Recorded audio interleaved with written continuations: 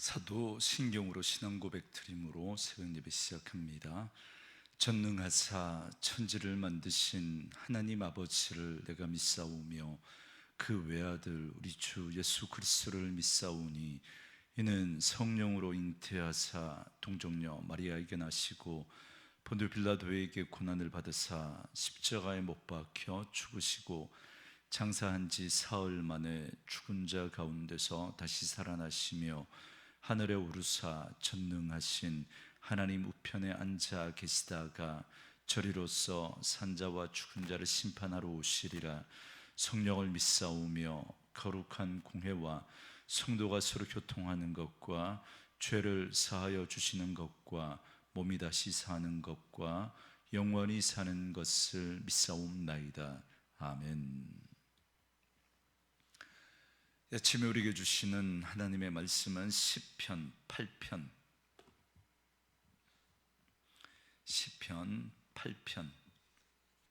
1절에서 9절 말씀까지. 시편 8편 1절에서 9절 말씀까지 우리 말씀 찾으셨으면 한 목소리로 같이 읽습니다. 여호와 우리 주여, 주의 이름이 온 땅에 어찌 그리 아름다운지요. 주의 영광이 하늘을 덮었나이다. 주의 대적으로 말미암아 어린 아이들과 젖먹이들의 입으로 권능을 세우심이요, 이는 원수들과 보복자들을 잠잠하게 하려 하심이니이다.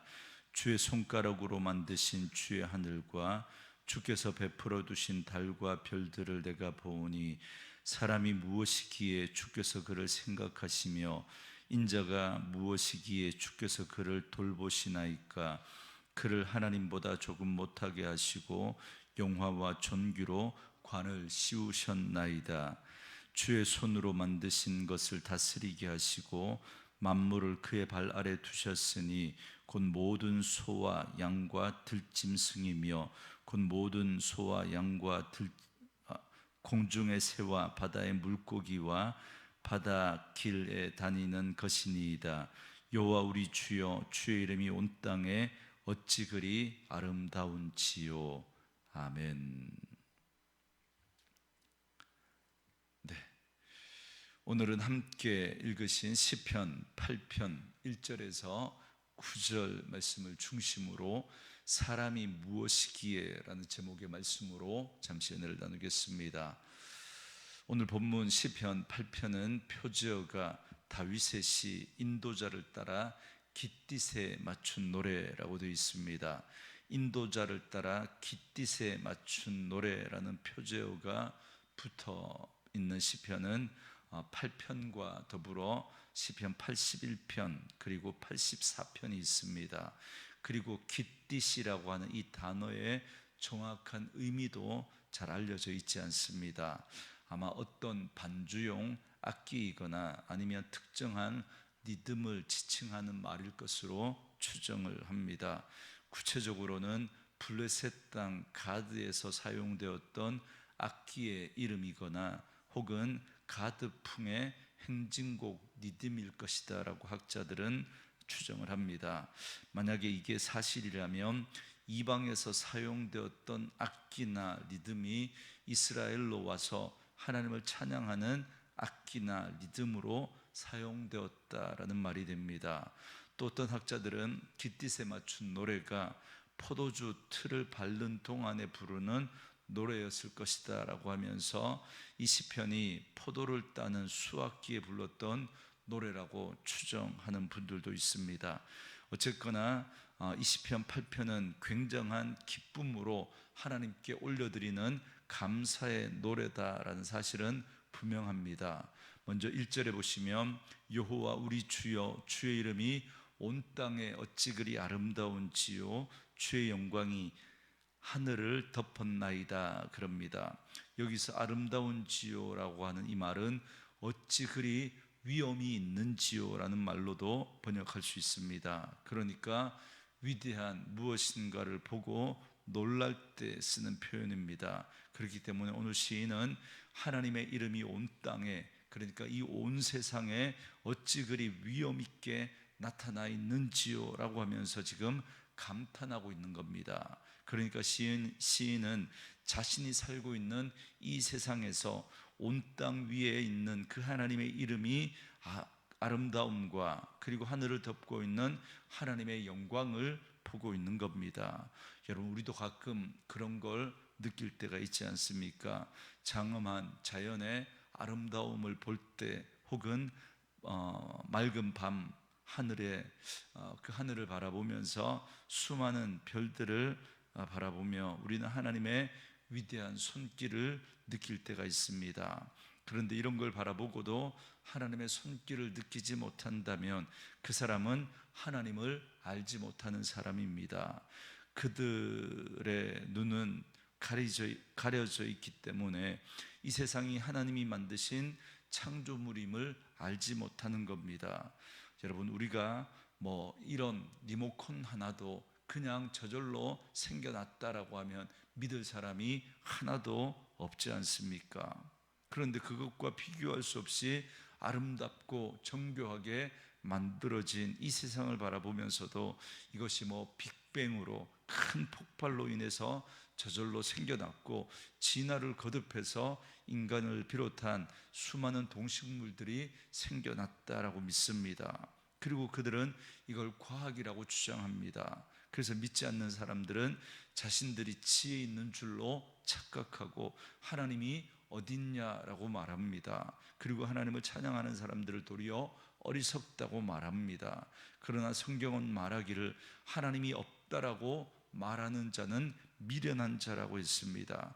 똑같이 이 세상을 바라보면서도 어떤 사람은 이 세상 속에서 하나님의 위대하심과 하나님의 영광을 바라보는데, 어떤 사람은 눈이 어두워져서 하나님을 좀처럼 보지 못할 뿐만 아니라 하나님의 진노를 겁내지 않고 불의한 행동과 악한 일을 서스럼 없이 자행합니다. 이런 자들에게 성경은 말하기를 그들이 하나님의 진노의 때에 핑계대지 못할 것이다 라고 했습니다. 왜냐하면 창세로부터 그의 보이지 아니하는 것들, 곧 그의 영원하신 능력과 신성이 그가 만든 만물에 분명히 보여 알려졌기 때문이다 라고 로마서 1장 20절에 분명히 말씀하고 있습니다. 그렇습니다. 우리가 이 세상을 바라보면서 정말 도무지 이해할 수 없는 그런 자연의 그 신비들 속에서 정말 창조주 하나님의 손길을 우리는 바라볼 수 있는 것입니다. 그렇기 때문에 우리는 하나님이 없다라고 말할 수 없는 거죠. 하나님이 없다라고 말하는 그러한 자들도 결국 하나님 앞에서 그들의 그 악행이, 하나님을 부인했던 그 죄가 드러나게 될 것이고 핑계치 못할 것입니다. 그리고 2절에 보시면 주의 대적으로 말미암아 어린 아이들과 젖먹이들의 입으로 권능을 세우심이요 이는 원수들과 보복자들을 잠잠하게 하려 하심이니이다 그럽니다. 하나님의 대적자들은 인간의 힘을 자랑하며 교만하게 하나님의 존재를 부인합니다. 그러나 어린 아이들과 젖먹이들은 연약하지만 하나님을 겸손하게 찬양합니다. 그리고 이렇게 어린아이와 같이 겸손한 마음으로 하나님을 찬양하는 자들을 우리 하나님께서는 기뻐하십니다. 그래서 그들에게 권능을 베푸시고 그들을 보호하셔서 그들의 원수들과 보복하는 자들을 잠잠하게 하신다라고 말씀하셨습니다. 그런데 이 말씀이 언제 이루어졌냐면 마태복음 21장에 보면 예수님께서 예루살렘에 입성하실 때 어린아이들이 호산나 다윗의 자손이여 하며 예수님께 영광을 돌립니다. 그러자 대제사장들과 서기관들이 화가 나서 예수님께 따져 물으면서 당신이 저런 영광을 받는 것이 맞느냐라고 화를 냅니다. 그때 예수님이 대제사장들과 서기관들에게 하신 말씀이 오늘 시편 8편 2절의 말씀을 인용해서 하신 말씀입니다. 어린 아기와 젖먹이들의 입에서 나오는 찬미를 온전케 하셨다라고 하는 말을 너희가 읽어본 일이 없느냐 그러면서 이 말씀을 인용하셨죠. 그러니까 이 말은 하나님은 세상에 약하고 어리석어 보이는 자들을 통하여 하나님의 권능을 행하게 하시고 오히려 힘있고 똑똑하고 잘난 사람이지만 주님의 이름을 부인하는 자들을 부끄럽게 하신다라는 말씀이 오늘 2절 말씀의 응답인 겁니다. 그리고 3절 말씀에 주의 손가락으로 만드신 주의 하늘과 주께서 베풀어 두신 달과 별들을 내가 보니 그럽니다. 아마 시인은 지금 누워서 밤하늘을 보고 있는 것 같습니다. 요즘은 뭐 이렇게 도시가 너무 밝고 또 공해 때문에 그렇게 별을 많이 볼 수는 없지만 지금도 뭐 사막에서 밤하늘을 보면 그 경이로움을 이로 말할 수 없다라고 그럽니다. 그러니까 지금 이 팔레스타인 지역 아닙니까? 그리고 예전 그 오염이 없던 그런 지역이었으니까 밤하늘 그 별들을 바라보면서 시인은 하나님의 그 광대하심과 위대하심을 온몸으로 느끼고 있었던 겁니다. 그리고 이어지는 4절에서는 생각하기를 이렇게 거대하고 장엄한 이 천지 만물을 창조하신 하나님께서 사람이 무엇이기에 이 보잘것없는 저희들에게 관심을 가지셔서 생각해 주시고 또 주의 깊게 돌아보 또 우리를 그렇게 깊게 돌아보시는 지요라고 하면서 노래하고 있습니다. 그러니까 하늘의 달과 별을 지으신 그 크신 하나님 앞에서 나라고 하는 존재가 얼마나 작고 미천한 존재인지를 깨닫고는 이렇게 작고 미천한 존재가 무엇이라고 하나님께서 생각해 주시는가라고 하면서 감격하고 있는 겁니다. 여기서 사람이라고 하는 단어로 번역된 말은 유한한 존재, 약한 존재를 말하고 인자로 번역된 말을 직역하면 흙의 아들이라는 말입니다. 그러니까 내가 뭐라고 질그릇같이 연약한 존재인 인간을 우주보다 더 크신 하나님께서 찾아와 주셔서 돌봐주십니까? 라고 하면서 지금 감격하고 있는 겁니다. 그리고 5절에서 그를 하나님보다 조금 못하게 하시고 영화와 존귀로 간을 씌우셨나이다 그럽니다. 하나님의 위대하심을 찬양하고 또 자신을 겸손히 낮추는 자를 하나님께서 찾아오셔서 그를 하나님보다 조금 못하게 하시고 영화와 존귀로 간을 씌우셨다라고 고백합니다. 여러분 야고보서 4장 10절에 보면 주 앞에 낮추라 그리하면 주께서 너희를 높이시리라 말씀하셨는데 정말 그 말씀대로 하나님 앞에서 겸손히 자신을 낮추는 자를 하나님이 높여주시는 겁니다. 그래서 머리에 관을 씌워주셨다 그럽니다. 이 말은 하나님이 지으신 이 모든 만물의 대리 통치자로 하나님이 우리 사람을 세우셨다라는 말입니다. 그리고 6절에 주의 손으로 만드신 것을 다스리게 하시고 만물을 그의 발 아래 두셨으니 그럽니다. 이렇게 하나님이 지으신 모든 것을 다스리게 하시고 만물을 사람의 아래 두셨고 그리고 7절 이하에 나오는 모든 소와 양과 들짐승과 공중의 새와 바다의 물고기와 바다에 다니는 것 그리고 그러니까 뭐 고래와 같은 큰 동물도 다 사람이 다스리게 하셨다라는 겁니다.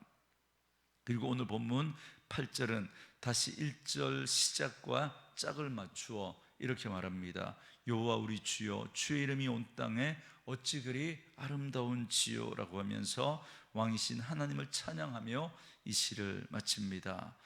여러분 신약 성경 히브리서 2장 6절에서 8절에 보면 오늘 이 시편을 인용하면서 만물을 다스리는 분이 우리 주 예수 그리스도시고 그분을 하나님께서 영광과 존귀로 관을 씌우셨다라고 했습니다.